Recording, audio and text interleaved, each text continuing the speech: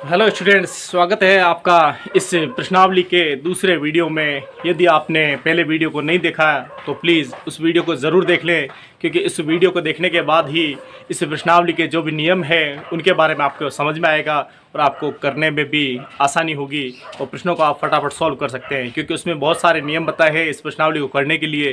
तो हम बिना देरी किए आगे के प्रश्नों को सॉल्व करते हैं। तो 3 तक प्रश्न जो है हमने वो पहले वीडियो में कवर कर लिए हैं और हमारी प्रश्नावली चल रही है 10.2, जिसका नाम है व्रत। और इस व्रत वाली प्रश्नावली में स्पर्श रेखाओं के बारे में हम चर्चा कर रहे थे। हम चौथे प्रश्न की शुरुआत करते हैं और चौथे प्रश्न में आपसे कहा गया है कि सिद्ध कीजिए कि व्रत के किसी व्यास के सिरों पर खींची गई स्पर्श रेखा समांतर होती है। किसी व्रत के किसी व्यास के सिरों पर खींची गई स्पर्श रेखाएं समांतर होती है। तो देखिए, ये आपका व्रत है और ये इसका केंद्र है और हमें एक व्यास बनाना है। हम व्यास इस तरह भी ले सकते हैं या फिर आप चाहो तो व्यास को इस तरह से भी ले सकते हैं। तो आपको व्यास किसी भी प्रकार से ले लेना है, उससे कोई फर्क नहीं पड़ेगा। इसका जो केंद्र है उसका नाम हम ओ रख देते हैं और यहाँ कोई बिंदु हम ए ले लेते हैं और इस बिंदु पर हम बी ले लेते हैं। तो इस प्रकार आप कह सकते हैं कि एक व्रत है, ओ केंद्र का एक व्रत है जिसका व्यास है वो ए बी है। व्यास के बारे में आप अच्छे से जानते हो कि व्रत के केंद्र से गुजरने वाली रेखा जो व्रत की परिधि को दोनों तरफ से स्पर्श करती है, यानी कि व्रत के केंद्र से गुजरने वाली वे रेखा जो व्रत को परिधि को दोनों साइड से स्पर्श करती है, व्यास कहलाता है। तो जैसा प्रश्न में कहा है हमने उसी हिसाब से चित्र बना दिया है। आपसे पूछा यह गया है कि सिद्ध कीजिए कि किसी व्रत के किसी व्यास के सिरों पर खींची गई स्पर्श रेखाएं समांतर होती है। तो देखिए, यहाँ से एक स्पर्श रेखा आपको इस तरह से खींचनी है और एक स्पर्श रेखा आपको यहाँ खींचनी है, क्योंकि प्रश्न ने स्पष्ट कहा है कि व्यास के सिरों पर। तो व्यास का एक सिरा ये है और व्यास का दूसरा सिरा ये है और ये आपकी स्पर्श रेखा खींची गई है और ये भी आपकी स्पर्श रेखा खींची गई है। और आपने पहले वीडियो को यदि अच्छे से देखा है, अच्छे से समझा है, इसीलिए मैं बार बार कह रहा हूँ किसी भी प्रश्नावली की शुरुआत काफ़ी इंपॉर्टेंट होती है, उसी में नियम वगैरह बताए जाते हैं। तो उसमें आपको बताया गया था कि ये व्रत है और ये केंद्र है और केंद्र से परिधि की जो दूरी है वो त्रिज्या कहलाती है। तो मैं सिर्फ ओ से लेकर ए तक की बात कर रहा हूँ, ये त्रिज्या है। तो त्रिज्या और स्पर्श रेखा जो होती है वो परस्पर लंबवत होती है, यानी 90 डिग्री का कोण बनाती है। और इसी प्रकार ये केंद्र है ओ और यहाँ से ये बी त्रिज्या है ओ बी और ये आपकी स्पर्श रेखा है और ये इसके स्पर्श बिंदु है। यहाँ भी एक कोण बनेगा जो 90 डिग्री का होगा। हमसे सिद्ध करवाया जा रहा है कि ये दोनों जो रेखाएं हैं ये समांतर होती है। तो सबसे पहले आपको प्रश्न में जो चीज़ दी है उसको लैंग्वेज से गणित में कन्वर्ट करना है। आपको लिखना है, दिया है ओ केंद्र का एक व्रत है जिसमें ए बी व्यास है। ओ केंद्र का एक व्रत है जिसमें ये ए बी है, व्यास है, तथा व्यास के दोनों सिरों पर दो स्पर्श रेखाएं खींची गई है। देखिए, ये ओ केंद्र का व्रत है और ये इसका व्यास है और इसके दोनों सिरों पर दो स्पर्श रेखाएं खींची गई है। ये चीज़ आपके प्रश्न में दी है और यही चीज़ हमने इसमें दिया है, मैं लिख दिया है। चूंकि ये हमारा प्रश्न है सिद्ध करने वाला, इसलिए आपको दिया है, सिद्ध करना है, ये सारी चीज़ें लिखनी होती है। तो आपको जो चीज़ सिद्ध करनी है वो आपको नीचे लिखनी है, सिद्ध करना है। ये प्रश्न काफ़ी इंपॉर्टेंट है, प्रश्न परीक्षा में आया हुआ है, इसलिए ये इस प्रश्नावली का वेरी इंपॉर्टेंट क्वेश्चन है। सिद्ध ये आपको ये करना है कि ये दोनों जो लाइनें हैं वो दोनों कैसी हैं, समांतर रेखाएं। हम इसका नाम दे देते हैं, जैसे इसका नाम एल दिया है और इस रेखा का नाम एम दे देते हैं, यानी इस रेखा का, इस स्पर्श रेखा का नाम एल दिया है और इस स्पर्श रेखा का नाम एम दिया है। हम लिख सकते हैं एल समांतर एम। ये जो चिन्ह है वो समांतर का है। आप इसको चाहो तो हिंदी में लिख सकते हैं कि एल रेखा रेखा एल रेखा एम के समांतर है। समांतर का मतलब है जिन्हें आगे या पीछे बढ़ाने पर आपस में एक दूसरे को नहीं काटते हैं। हमने इससे पहले वाले वीडियो में भी देखा है कि वृत्त के दो बिंदुओं से सिर्फ दो ही समांतर स्पर्श रेखाएं खींची जा सकती है। तो ये दोनों समांतर स्पर्श रेखाएं हैं जिनको आपको सिद्ध करना है। अब हम बात करते हैं सीधा इसके उपपत्ति पर। चूंकि इसमें रचना की कोई आवश्यकता नहीं है इसलिए हम सीधा उपपत्ति पर आते हैं। और आपको एक बात लिखनी है, हम जानते हैं कि स्पर्श रेखा का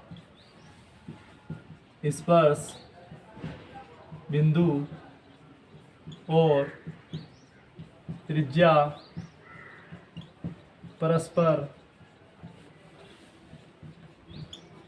लंबवत होते हैं।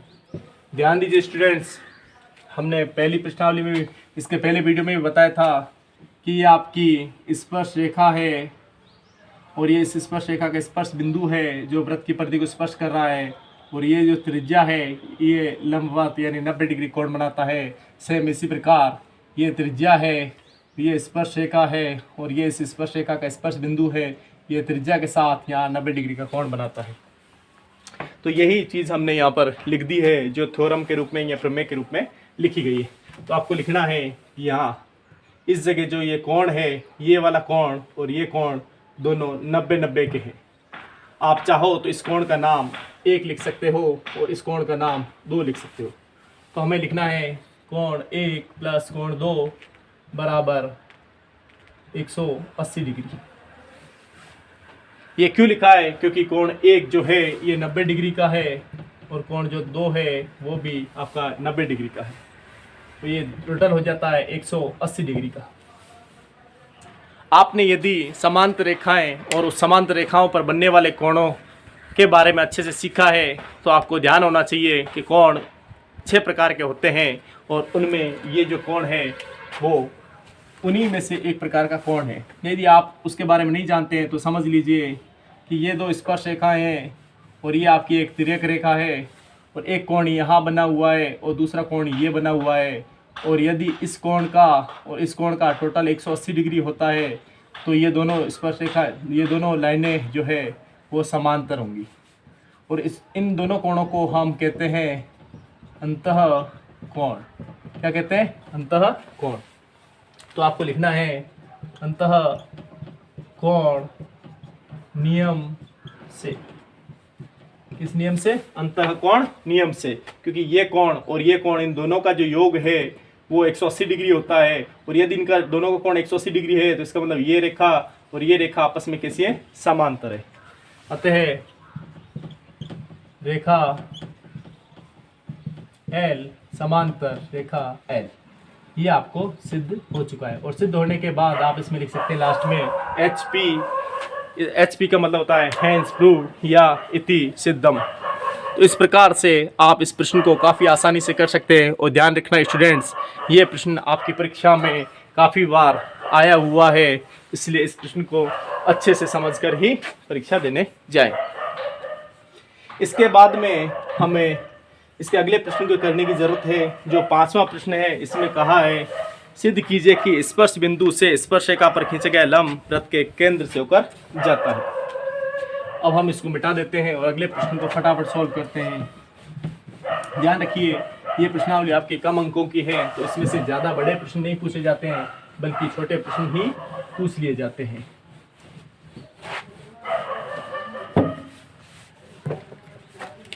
तो आपका 5वां प्रश्न है सिद्ध कीजिए कि स्पर्श बिंदु से स्पर्श रेखा पर खींचे गया लंब, ये आपका वृत्त है, इसका केंद्र है, ये कोई स्पर्श बिंदु है। सिद्ध कीजिए कि स्पर्श बिंदु से स्पर्श रेखा पर खींचा गया लंब वृत्त के केंद्र से होकर जाता है। और ये इसकी स्पर्श रेखा है और इस केंद्र से यहाँ एक लाइन खींची है जिसको हम त्रिज्या कहते हैं। ये आपकी स्पर्श रेखा है, ये इसका स्पर्श बिंदु है, ये आपकी त्रिज्या है और ये आपका केंद्र है। तो आपसे सिद्ध ये करवा रहा है कि सिद्ध कीजिए कि ये जो बिंदु है ये केंद्र है, ये आपसे पूछा गया। तो आपको फटाफट जो प्रश्न में दिया है वो लिख देना है। दिया है, ज़्यादा इसमें सॉल्व करने वाली बात नहीं, एक लाइन लिखने के बाद ही ख़त्म हो जाएगा। तो आपको लिखना है, दिया है ओ केंद्र का एक वृत्त है। हमेशा इस प्रश्नावली में केंद्र को ओ मानना है, और यहाँ कोई भी बिंदु आप लिख दीजिए, जैसे मैं यहाँ पर बिंदु लिख देता हूँ P, तथा OP वृत्त की त्रिज्या है। सिद्ध कीजिए कि किसी स्पर्श बिंदु से वृत्त पर स्पर्श रेखा पर खींचे गए लंब वृत्त के केंद्र से गुजर जाता है। आपको सिद्ध करना है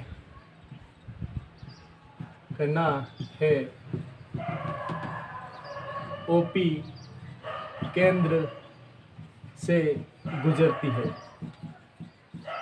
देखिए मार्किंग आप अपनी मर्जी से कर लिया करो, बस केंद्र का नाम आप O लिख दिया करो। तो इसमें हो गया आपका O केंद्र का एक वृत्त है तथा OP वृत्त की त्रिज्या है। सिद्ध करना है कि वो OP है, ये केंद्र से गुजर रहा है। अब हम उत्पत्ति लिखते हैं। हाँ जी, आपको लिखना है, हम जानते, वही जो पहले प्रश्न में आपने लैंग्वेज लिखी थी वही वापस आपको लिखनी है। हम जानते हैं कि स्पर्श रेखा का स्पर्श बिंदु और त्रिज्या परस्पर लंबवत होते हैं। यानी कि स्पर्श रेखा का स्पर्श बिंदु और त्रिज्या जो है वो परस्पर लंबवत होते हैं, तथा हम यह भी जानते हैं कि वृत्त की त्रिज्या वृत्त के केंद्र से गुजरती है। लास्ट में देना है HP।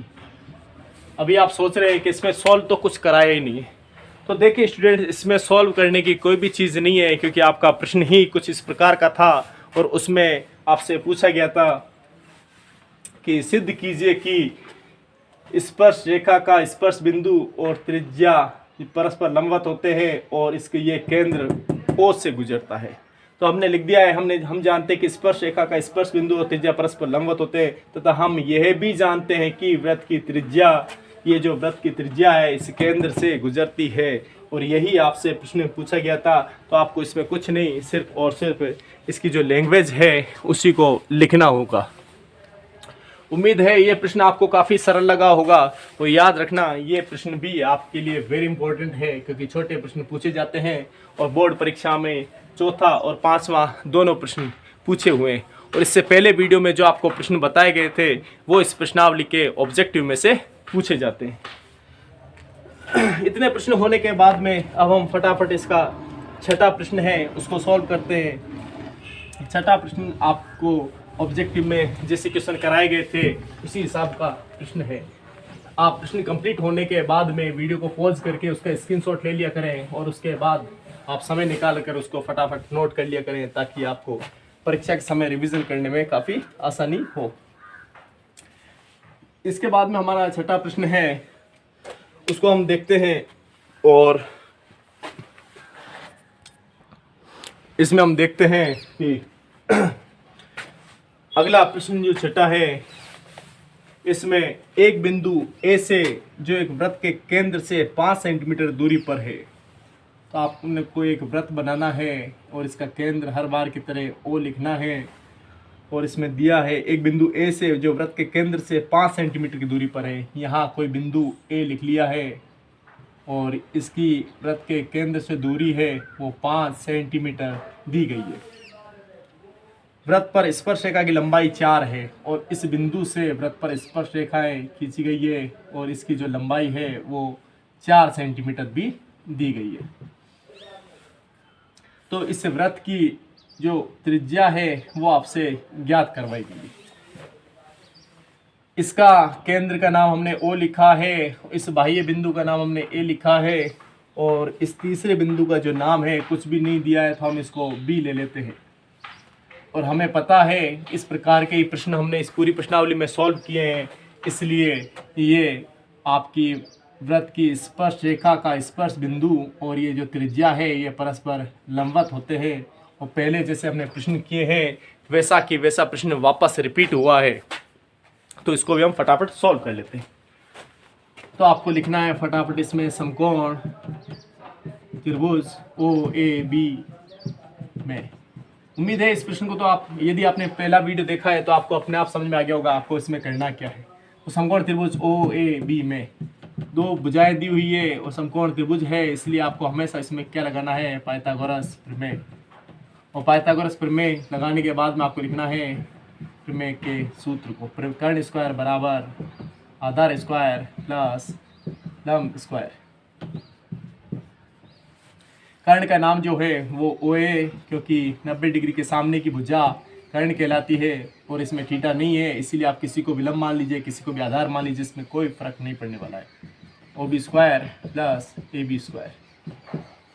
आपका इस OA का मान है 5 का स्क्वायर और इस OB का मान है दिया नहीं है, उस OB का मान हमें ज्ञात करना है। इस AB का जो मान है वो 4 है। तो 5 के स्क्वायर 25 हुआ, OB स्क्वायर लिखा प्लस 4 के स्क्वायर 16 हुआ।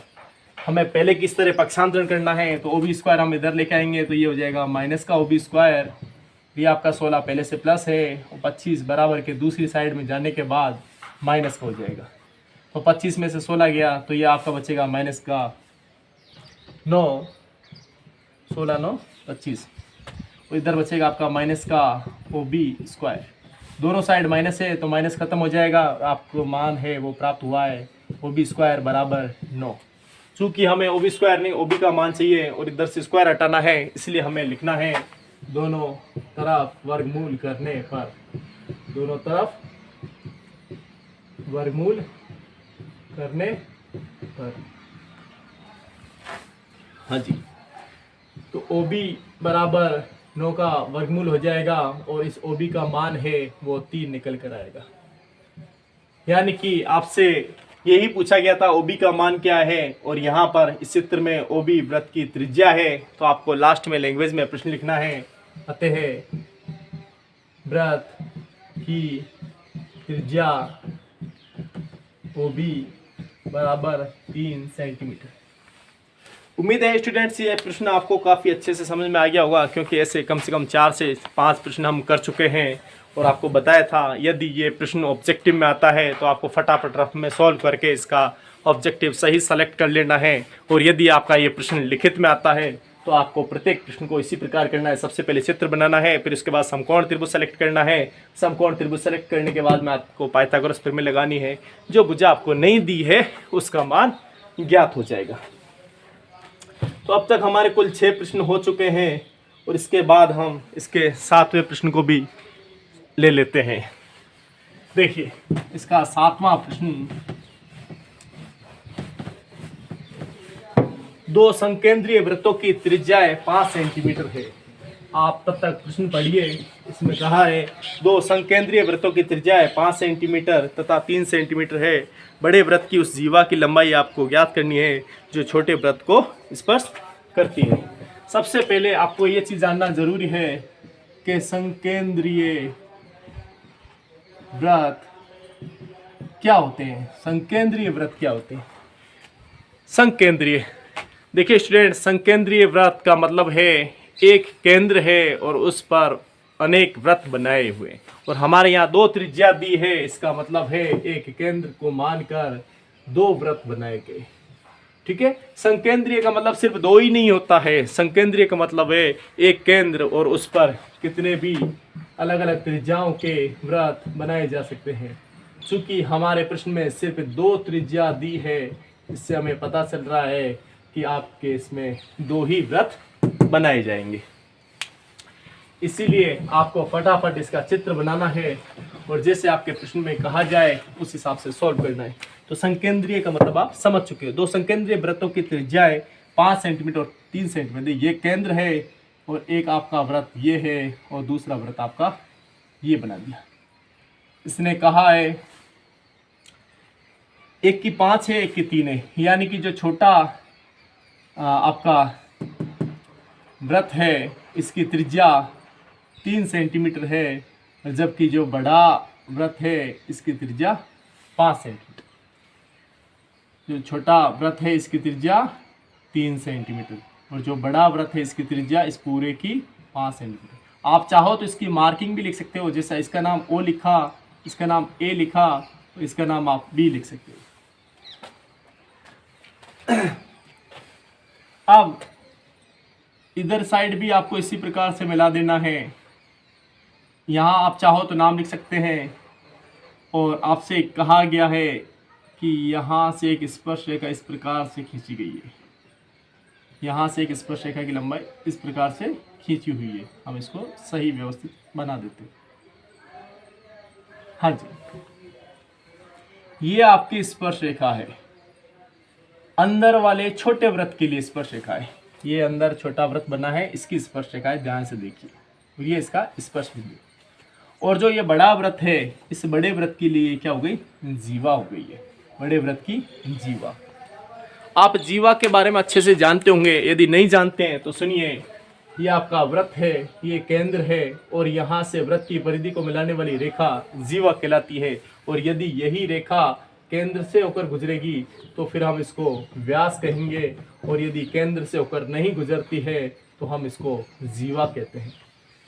ठीक है, हाँ जी। तो ये जो लाइन है ये बड़े वृत्त की जीवा है और छोटे वृत्त को आप देखते हैं तो उसके हिसाब से इसको स्पर्श करती निकलती है, तो इसका नाम क्या है? स्पर्श रेखा। आपको इसका मान 3 दिया है और इस पूरे का मान 5 दिया है। क्योंकि वृत्त में कितनी भी स्पर्श रेखाएं खींची जा सकती है, लेकिन वो सब के सब बराबर होती हैं। अब से कहा है तो छोटे वृत्त की स्पर्श रेखा करती है तो उस जीवा की लंबाई ज्ञात करनी है। तो आपको यहाँ से लेकर और यहाँ तक इस जीवा की लंबाई ज्ञात करनी है। तो आपने O यहाँ लिखा है, A यहाँ लिखा है, B यहाँ लिखा है, तो इस जगह C डाल दीजिए और यहाँ B डाल दीजिए। अब अपनी मर्जी से मार्किंग यानी अल्फ़ाबेट जो है वो कुछ भी लिख सकते हैं। आपको बस कैलकुलेशन सही करनी आनी चाहिए। तो हमें इस BC का मान है वो ज्ञात करना है। तो फटाफट इसको बिना देरी के सॉल्व करते हैं। देखिए क्या चीज़ दी है, आपको दिया है यहाँ लिखना। आपको वही जो हर प्रश्न में हम बात लिख रहे हैं वही सेम। O केंद्र का एक वृत्त है, या फिर लिखिए O केंद्र के 2 संकेंद्रीय वृत्त, ये लिख दीजिए। 2 संकेंद्रीय मतलब एक ही केंद्र पर बनने वाले वृत्त, 2 संकेंद्रीय वृत्त है, जहां छोटे वृत्त की त्रिज्या बराबर 3 सेंटीमीटर तथा बड़े वृत्त की त्रिज्या बराबर 5 सेंटीमीटर। देखिए स्टूडेंट्स, ये आपका केंद्र है और ये आपकी स्पर्श रेखा है और ये स्पर्श बिंदु है। हमें इसको केंद्र को यहाँ से मिला देना है। तो ये अब क्या बन चुकी है? आपकी इस वृत्त की त्रिज्या और ये इन दोनों में जो संबंध है वो 90 डिग्री का हो जाएगा।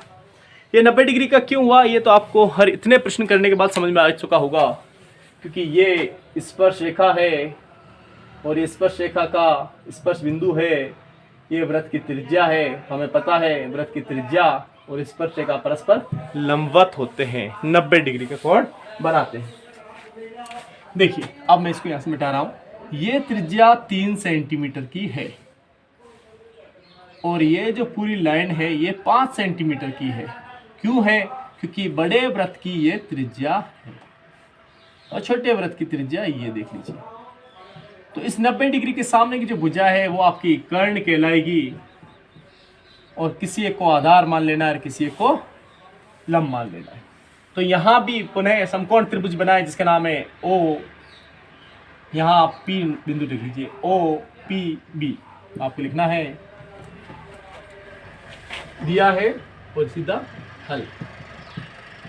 क्या लिखना है? समकोण त्रिभुज ओ पी बी में।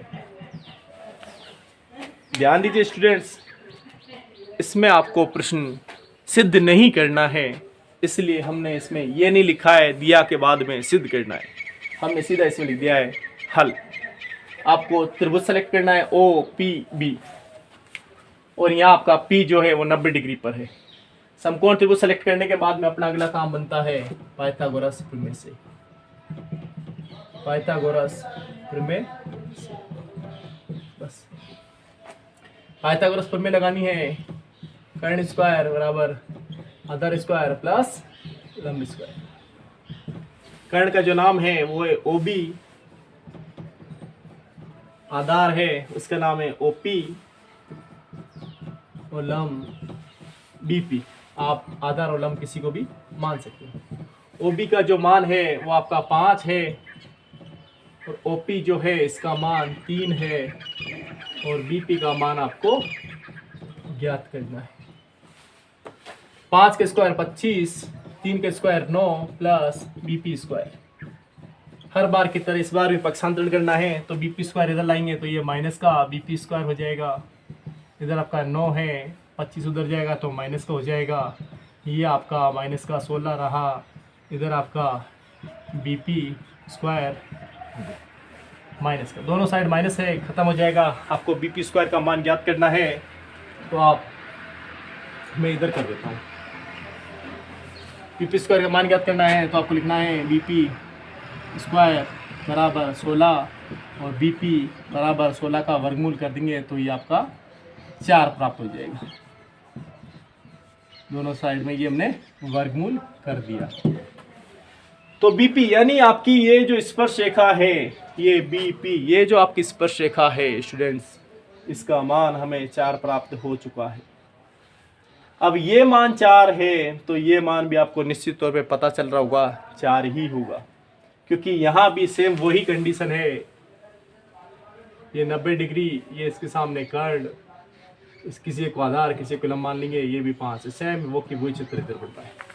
लेकिन आपको इतना बड़ा कैलकुलेशन करने की जरूरत नहीं है। आपको क्या लिखना है? आपको जो लिखना है वो बात पहले मैं लिख देता हूँ, उसके बाद समझाता हूँ। आपको लिखना है, हम जानते हैं कि वृत्त के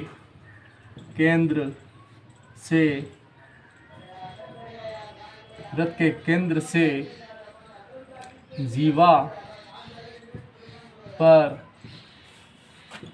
डाला गया लंब जीवा को 2 समान भागों में विभाजित करता है।